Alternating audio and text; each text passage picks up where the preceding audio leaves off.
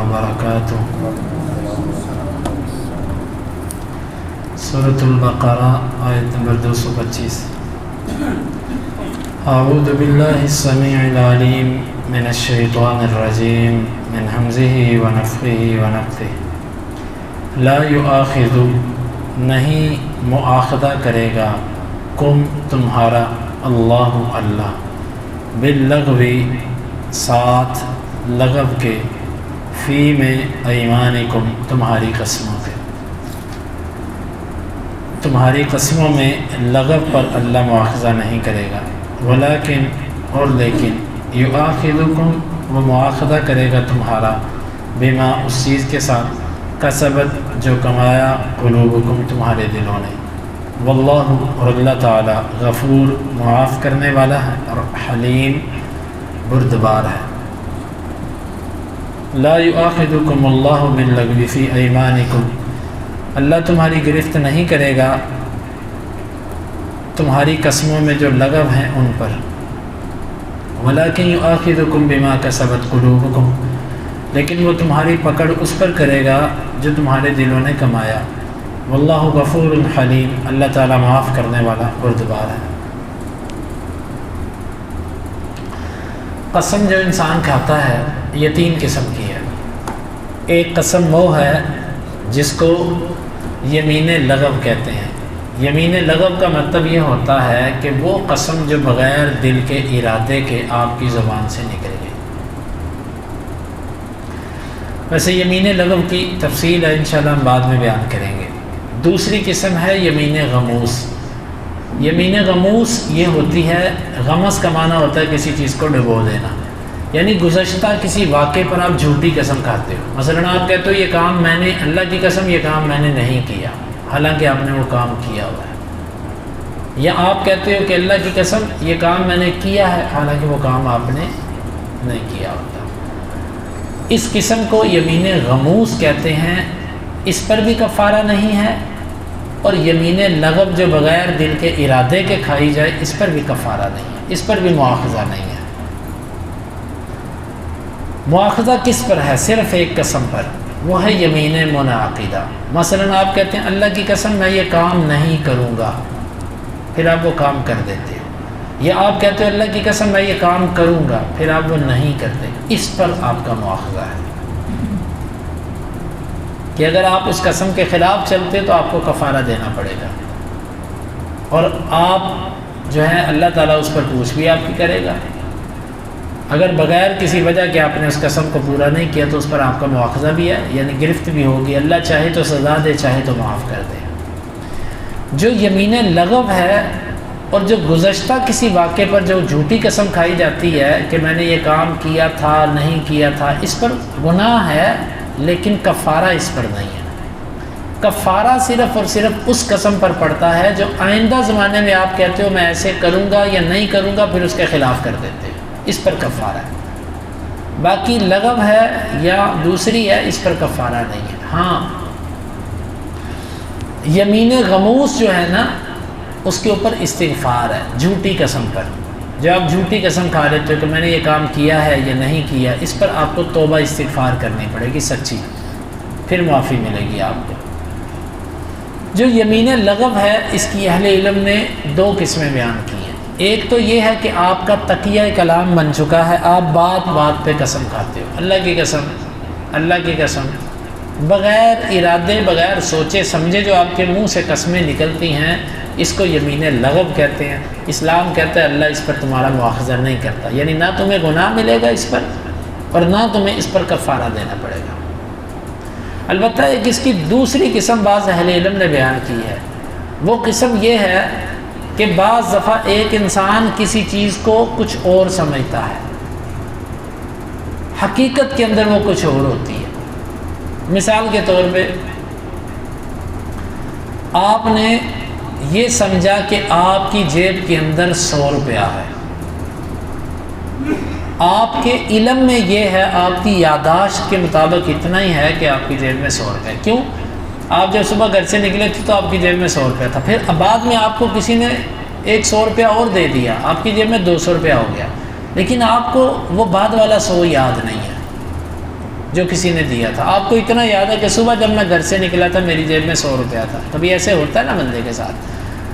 تو آپ سے کسی نے پوچھا بھائی مجھے 200 روپیہ دو, آپ کہتے ہو میرے پاس تو صرف 100 روپیہ. وہ کہتا ہے نہیں دو, آپ کہتے ہو اللہ کی قسم میرے پاس صرف 100 روپیہ. وہ کہتا ہے جیب دکھاؤ. آپ جب دکھاتے ہو تو 200 روپیہ نکل آتا ہے. وہ کہتا ہے تو نے جھوٹ بولا, جھوٹی قسم کھائی تو نے. تو یہ جو قسم ہے نا یہ بھی لغو کی ایک قسم ہے. کیوں؟ آپ کی یادداشت میں اور آپ کے فہم کے مطابق آپ نے سچی قسم کھائی ہے, اس میں آپ نے کوئی جھوٹی قسم نہیں کھائی, لیکن وہ جو حقیقت تھی وہ کچھ اور تھی, لیکن آپ کے علم کے اندر جو کچھ تھا وہ کچھ اور تھا. یہ اس کی آپ ایک اور مثال لے لیں. دور سے ایک چیز چلی آ رہی ہے, اونٹ چلا آ رہا ہے کافی دور سے, لیکن وہ بڑی دور ہونے کی وجہ سے آپ کو بڑا چھوٹا دکھائی دے رہا ہے. آپ دیکھ کر کہتے ہو یہ بکری ہے, لیکن جیسے جیسے وہ قریب آتا ہے آپ کو دکھائی دیتا ہے یار یہ تو بڑا ہوتا جا رہا ہے, تو بکری تو اتنی بڑی نہیں ہوتی, تو یہ لگتا ہے یہ گائے ہے. پھر جب وہ اور تھوڑا سا بڑا قریب آتا ہے تو آپ کہتے ہو کہ گائے بھی اتنی بڑی نہیں ہوتی, یہ تو اونٹ ہے. تو پہلے آپ نے ایک چیز کو دیکھا, اس میں آپ نے اپنے علم کے مطابق, اپنی امانت دیانت کے مطابق اس چیز کو جو سمجھا اس کے مطابق آپ نے قسم کھا دی. بعد میں جب آپ کو پتہ چلا کہ حقیقت اس کے برعکس ہے جو میرا علم تھا, تو ایسی قسم بھی یمین لغوی ہوتی ہے. یعنی میری بات کرنے کا مقصد یہ ہے کہ بعض دفعہ تو آپ بے ساختہ زبان سے ایک قسم نکالتے ہیں, اس پر کچھ نہیں ہے, اور بعض دفعہ آپ سوچ سمجھ کے ایک بات کرتے ہیں, لیکن آپ کی سوچ اور سمجھ جو ہوتی ہے وہ حقیقت کے برعکس ہوتی ہے, اور آپ کو نہیں پتہ. آپ کے علم میں آپ کی سوچ اور حقیقت ایک ہے, لیکن حقیقت کچھ اور ہوتی ہے. اس کو بھی یمین لغو ہی کہا گیا ہے.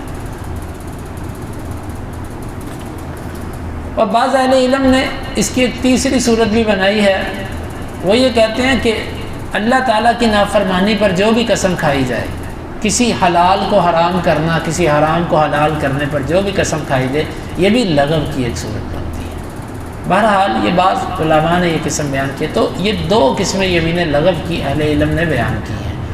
تو بعض تو پہلی کو تسلیم کرتے ہیں, بعض دوسری کو تسلیم کرتے ہیں. اللہ تعالیٰ بہتر جانتا ہے. جو بات سمجھ آتی ہے اس میں دونوں قسمیں ہی لغو کی بن جاتی ہیں. دونوں قسمیں یمین لغو ہیں, اس کے اوپر مواخذہ نہیں ہے. اب یہاں سے یہ بات سمجھ آئی کہ اللہ تعالیٰ انسان کی گرفت اس بات پہ کرتا ہے جو بات انسان سوچ سمجھ کے کرتا ہے. بے اختیار اگر انسان کے منہ سے کوئی بات نکل جائے تو اس پر گرفت نہیں ہے. بعض دفعہ انسان شدت خوف کی وجہ سے غلط بات کر جاتا ہے. جس طرح کہ ایک بندہ بخاری کے اندر آتا ہے, مرتے وقت اس نے اپنے بیٹوں کو اکٹھا کیا اور ان کو کہتا کہ بیٹا جب میں مر جاؤں نا تو تم نے مجھے جلا کر میری راکھ بنانی ہے اور اس کو ہوا میں بکھیر دینا ہے, اس کو پانی میں بہا دینا ہے. اور ساتھ یہ بات کہی لئن قدر اللہ علیہ لیعذبنی, اگر اللہ تعالیٰ نے مجھ پر قدرت پا لی نا تو مجھے ایسا عذاب دے گا. بس اللہ تعالیٰ نے حکم دیا, ہواؤں کو سب کو ذرات اکٹھے کیے گئے, وہ بندہ اللہ کے سامنے کھڑا ہوا. اللہ تعالیٰ نے فرمایا تو نے یہ کیوں کہا؟ تو نے کہا اگر اللہ میرے اوپر قدرت پا گیا, اس نے کہا اللہ میں نے یہ تیرے ڈر سے کہا ہے. اور اللہ تعالیٰ کو پتہ تھا کہ اس نے واقعی ڈر سے, اس نے یہ اللہ نے پوچھا کہ تو نے ایسا کیوں کیا؟ اللہ تیرے ڈر سے کیا. اللہ فرماتے ہیں میں نے تجھے معاف کیا. اب شدت ڈر کی وجہ سے اس نے کتنا غلط کیا, لیکن بے اختیار بے بس ہو جاتا ہے بندہ. یا بعض دفعہ انسان شدت فرحت, سخت خوشی کی وجہ سے اس کے منہ سے غیر اختیاری طور پہ ایسا کلمہ نکل آتا ہے. مثال کے طور پہ وہ جو حدیث کے اندر آتا ہے کہ ایک آدمی سفر پہ تھا, اس کی اونٹنی کے اوپر اس کا پانی بھی تھا, کھانا بھی تھا. وہ ایک درخت کے نیچے سویا, اونٹنی کہیں چلی گئی. وہ پریشان ہوا, ڈھونڈتا رہا, ہار تھک کے وہ ایک درخت کے نیچے مرنے کے لیے تیار ہو گیا. صحرا میں نہ کہیں پانی اور نہ کہیں کھانے کو کوئی چیز. انسان کھانے سے گزارا کر جاتا ہے, لیکن پیاس سے گزارا نہیں ہوتا انسان کا. پیاس کا معاملہ سخت ہوتا ہے. تو اتنے میں اس کی آنکھ لگ گئی. جیسے ہی اس کی آنکھ کھلی تو اس نے دیکھا کہ اس کی اونٹنی اس کے پاس ہے اور اس کے اوپر اس کا کھانا بھی اور پینا بھی. خوشی کے مارے وہ کہنے لگا اللہم انت عبدی و انا رب, اللہ تو میرا بندہ میں تیرا رب. خوشی سے اس کے منہ سے نکل گیا. تو یہاں پر اللہ تعالیٰ نے اس کو اس سے کفر نہیں قرار دیا اس کے اس عمل کو، بے اختیار منہ سے نکلا، قصدن نہیں نکلا۔ تو بے اختیار انسان کے منہ سے جو کچھ کلمات نکل آتے ہیں اس پر گرفت نہیں ہے۔ اسی طرح اگر کوئی بندہ بے اختیار اپنی بیوی کو طلاق دے دیتا ہے، مطلب بات کچھ ہو رہی ہے، کوئی سیاق و سباق نہیں، ایک تو ہوتا ہے لڑائی جھگڑا چل رہا ہے، کوئی بات چل رہی ہے، وہ زبان سے کہتا ہے تجھے طلاق، یہ ہو گئی، لیکن ایک ہے کہ بات کرتے کرتے اس کے منہ سے غیر اختیاری طور پہ اس کے دل میں تصور بھی نہیں، ارادہ بھی نہیں، غیر اختیاری اس کے منہ سے اگر یہ کلمہ نکل گیا تو اس سے طلاق نہیں ہوتی۔ انما الاعمال بالنیات، امام بخاری رحمہ اللہ نے صحیح بخاری میں اسی موقف کو رکھتے ہیں۔ ہاں مذاق اور چیز ہوتی ہے، آپ مذاق کرتے ہوئے اپنی بیوی کو کہتے ہیں، کیونکہ مذاق میں بھی آپ دل سے ارادہ کرتے ہو مذاق کرنے کا، یہ بات فرق سمجھیے گا۔ جہاں پر دل کا قصب آ گیا، دل کا ارادہ آ گیا، وہاں پر وہ عمل سرزد ہو جائے گا۔ جہاں پر دل کا ارادہ نہیں، غیر اختیاری زبان آگے نکل گئی، بعض دفعہ انسان کی زبان اس کے دماغ اور اس کی سوچ اور فکر سے آگے نکل جاتی ہے، جہاں آپ کی زبان آگے نکل گئی اس پر مواخذہ نہیں ہے۔ تو لہٰذا اگر کوئی بندہ اپنی بیوی کو طلاق کا کلمہ کہہ دیتا ہے اور غیر اختیاری طور پہ اس کو کوئی اس کے دل میں بھی نہیں ہے اور ارادہ بھی نہیں ہے اور سوچ بھی نہیں، تو اس سے طلاق بھی واقع نہیں ہوتی۔ البتہ مذاق میں اگر کہتا ہے، کیونکہ مذاق قصب ہے، تو اس پر مواخذہ ہے۔ اور اس آیت مبارکہ سے یہ بھی سمجھ آتی ہے کہ کچھ دل کے بھی اعمال ہوتے ہیں اور کچھ بدن کے اعمال ہوتے ہیں۔ بدن کے اعمال اس وقت اہمیت رکھتے ہیں جب دل ان کے ساتھ شریک ہو جائے۔ اب یہاں پر ایک بندہ زبان سے قسم کھا رہا ہے، دل شریک نہیں ہے، تو اسلام کہتا ہے تمہاری زبان کے اس کلمے کا کوئی وزن ہے؟ ذرا غور کیجئے گا۔ تو وہ اذکار اور وہ دعائیں اور وہ نمازیں جو ہم زبان سے ادا کرتے ہیں لیکن دل اس میں شریک نہیں ہوتا، اس کا کتنا وزن ہوتا ہوگا؟ جب اللہ تعالیٰ اس گناہ پر بھی گرفت نہیں کرتا جس میں دل شریک نہ ہو، تو اس نیکی کی کیا حالت ہوگی جس میں دل شریک نہ ہو؟ اس سے معلوم ہوا کہ دل کے کچھ اپنے اعمال ہوتے ہیں، بدن کے کچھ اپنے اعمال ہوتے ہیں۔ بدن کے ہر عمل کے لیے دل کا عمل ضروری ہے، لیکن دل کے ہر عمل کے لیے بدن ضروری نہیں ہے، کیونکہ بعض آپ کے اعمال ہیں ان کا تعلق صرف دل سے، آپ دل میں کسی کے بارے میں بغض رکھتے ہیں، بدن سے اس کا اظہار بھی نہیں کرتے، آپ اس پر گناہگار ہیں، اللہ چاہے تو معاف کرے، چاہے تو سزا دے۔ ایک بندہ اپنے دل میں صحابہ میں سے کسی کے بارے میں بغض رکھتا ہے، زبان سے بدن سے اس کا اظہار نہیں کرتا، بدن دل کا عمل آ گیا تو اس پر وہ اللہ کا مجرم ہے، اگرچہ اس نے تو دل کے جو معاملات ہیں یہ سخت ہیں، بدن کے معاملات محتاج ہیں دل کے، لیکن دل محتاج نہیں ہے بدن کا۔ ہاں کچھ چیزیں ایسی ہیں کہ ان کا تعلق بدن سے ہوتا ہے، دل جب ان کو سوچتا ہے تو جب تک دل بدن سے کام نہیں لیتا اس وقت تک مواخذہ نہیں ہوتا۔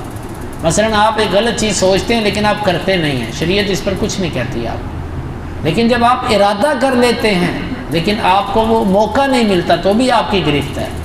جس طرح کہ حدیث میں آتا ہے قاتل اور مقتول دونوں آگ میں، صحابہ نے کہا قاتل تو آگ میں گیا، مقتول کیوں گیا؟ آپ نے فرمایا وہ اس کو قتل کرنے کا ارادہ رکھتا تھا، یعنی دل میں ارادہ کر لیا، گویا کہ ارادے پر گرفت ہے لیکن سوچ پر اور خیال پر گرفت نہیں ہوتی۔ جب عزم کر لیا دل میں ایک چیز کا، اگرچہ وہ نہیں بھی کی تو اس پر بھی گرفت ہے اللہ کے۔